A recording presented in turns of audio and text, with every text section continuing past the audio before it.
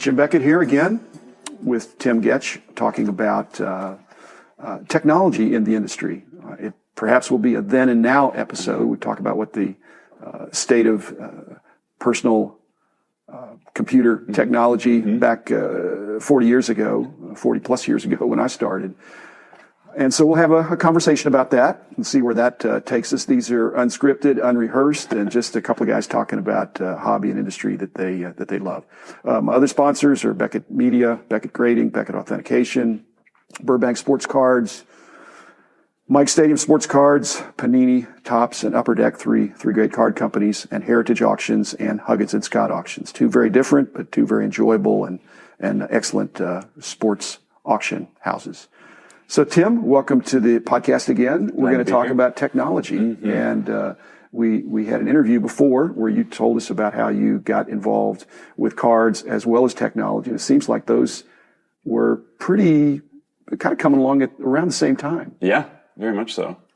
And so what was your first love, technology or cards? Cards, and then you melded it. Yeah, in junior high and high school, it was the early 90s and cards were everywhere. I mentioned that my dad encouraged me to do some programming, but I really didn't get a chance to learn much other than from a little bit of books until I took some classes in college, and that's when I really fell in love with programming. I had it in me. I knew that I loved math, and I thought I would like programming, but it wasn't until I got to college where I really developed a love for computers. In what sense? In the sense of creating something or automating something? Both. So the thing that always intrigued me with programming is I was able to feed the computer a set of instructions and basically create replicas of myself, of the logic that I had developed so that I could do more than I could as a single human. And it was basically augmenting my abilities. Yeah. I feel like I'm more of a creator. I think I like creating things. But when I was getting my PhD and I had to do some things that my professor said, you're going to need to test your theory there, and you're going to have a random number generator. Yeah. And this is like 45 years ago. So I said, well, where would I get that? He said, well, you wouldn't get that. You need to write your own program for generating random numbers. And of course, it's a trick question. Yeah. There is no such thing. You can't. Yeah. I was wondering what you were going to do back in the day. But but they're testable in terms of how close they've come. Yeah, pseudo-random numbers. So I had to write this program. It might have been in Fortran, I think. Wow. And then later I did some stuff for the company in BASIC. And then I had a buddy that I didn't know COBOL, but he did some programs for us in COBOL. And then I actually created my own markup language because back in I guess this would have been the 83, 84. Okay.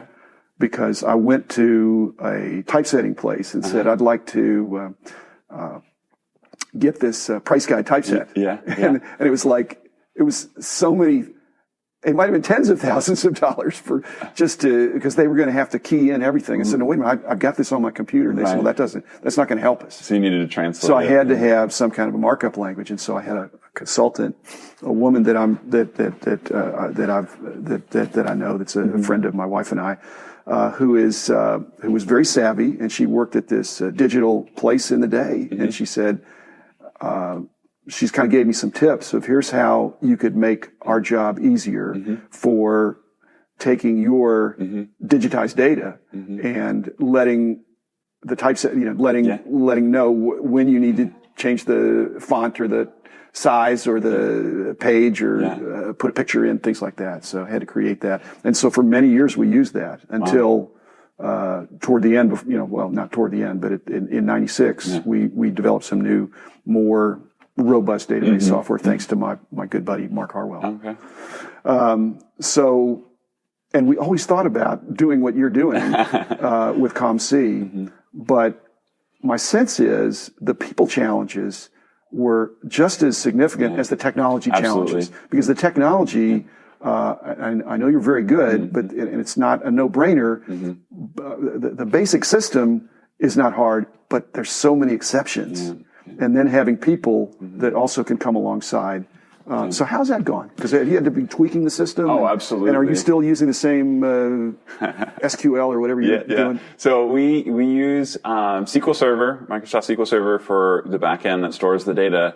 And for our employees, they're using Microsoft Access, a front end that I created that talks to the back end. And when I was at Microsoft, I was a program manager helping design Microsoft Access. So it's kind of fun getting to use many of the features that I designed for Microsoft in functionality that I'm building for my employees. And the system is constantly under development. Every time I push out a new version, we increment the version number, and we're in the 6,000s. So it gets updated all the time. Often employees will ask for a feature. They may be in my office, and I'll implement it for them, and I'll say, okay, go back to your computer and restart the program, and you'll have that new feature you just asked for. What I remember talking to Mark about, it's kind of coming back to me now, that we had to have a certain level of redundancy. I mean, to what extent? I mean, you don't have to give away secrets, but I mean, that's wise business. Yeah, so for offsite. Yeah, for all of our data, we keep nightly offsite backups.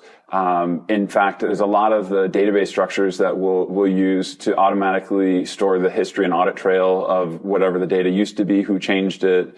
There's a lot of things that we put in place to make sure that software change can't mess up data.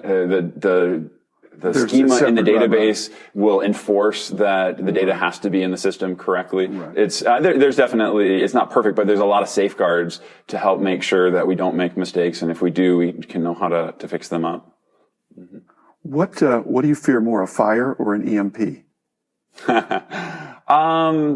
Both of them would not be very good. I'm sure you have protection, but if there was a global EMP or Seattle or Redmond or something. So the data would, it'd be really hard for an EMP to, we would lose some data, but the data is currently replicated on both coasts.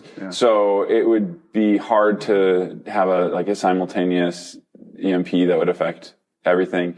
A fire would be really difficult for us. Obviously, that would not be fun. We're insured for it, and we have all the images and everything, so there's an audit trail. You have multi-site, right? Don't you have that? We do have, so a fire, it'd be almost impossible for that to affect both locations, but it would be painful no matter where it happened. Well, I'm not trying to speak anything into being. I was just thinking you have two things that are very valuable. You have the people's cards, and then you have, there's a lot of labor and organization that goes into the actual storage of the cards and the retrieval of the cards. And I think people, even though the technology, because this is not two guys in a garage, you have, I don't know, you have a strong technology staff, but you mostly have a lot of people that are involved with the physicality of what you're doing. Yeah. So you regard your company as a tech company or a distribution company? So I enjoy thinking of it as a tech company that gets to focus its energies on this passion of trading cards. But there's a lot of effort that we put into the people. You made a really good point about the challenge being with having enough people to meet the needs. It's not like a traditional tech company where if you want to get 10x growth, you just throw a couple more servers at it. Here, when we have to handle all the inventory, when we have to ship everything, if you want 10x growth, that's 10 times the packages that need to go out. That's 10 times the cards that need to be scanned. So it's not as simple as doing 10 times the work with 2 times the labor. That formula doesn't work here. We actually have to scale, we have to hire, we have to train. Yeah. And on the marketing side, there's a technological aspect of that. You're not so much in a programming sense, but are you, how careful are you with your social media presence? Do you have people doing that? Yes. So we do have. Because that would be one way to get the word of mouth and to market. Because I think you're still, it's not that you're a secret in the industry and the people in the know you, but there's room for growth. Yeah, there is room for growth. And it's been about kind of keeping the growth in check with what we can feasibly support. We don't want to grow so fast that our quality of service degrades. So, for example, the last several years, we've been growing at about 25 to 40% a year, which for a tech company is healthy, but for a labor-intensive company is insane. That is a lot of new people, a lot of training. And so that's where the challenge comes in is, we don't want to double overnight because we've done that before and it's extremely painful. You end up having to hire way more people than you actually need. You can't keep everybody. You have to, we doubled 7 years in a row. We doubled every year for 7 years. Wow. A few years after that, I dropped out of a heart attack.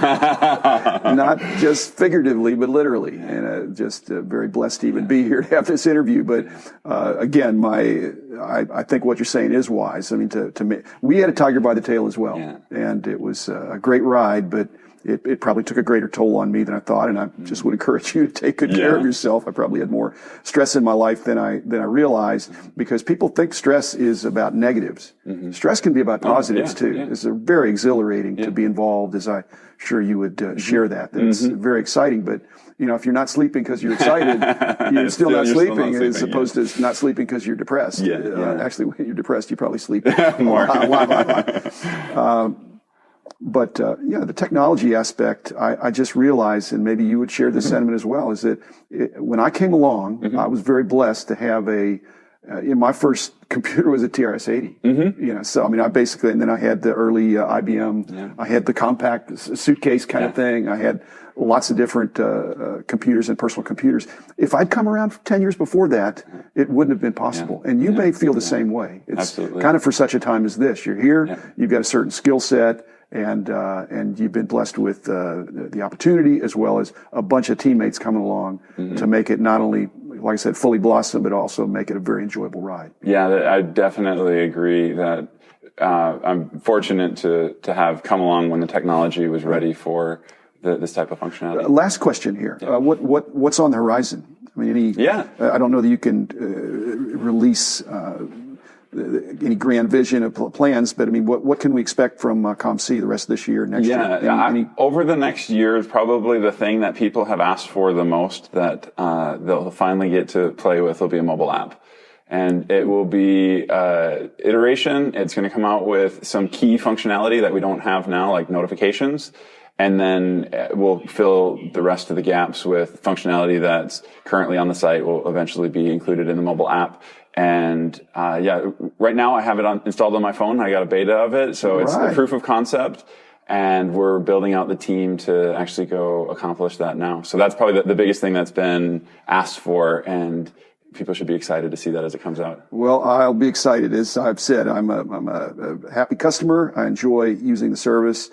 And now, apparently, I'm going to be able to do it 24/7 and on my iPhone.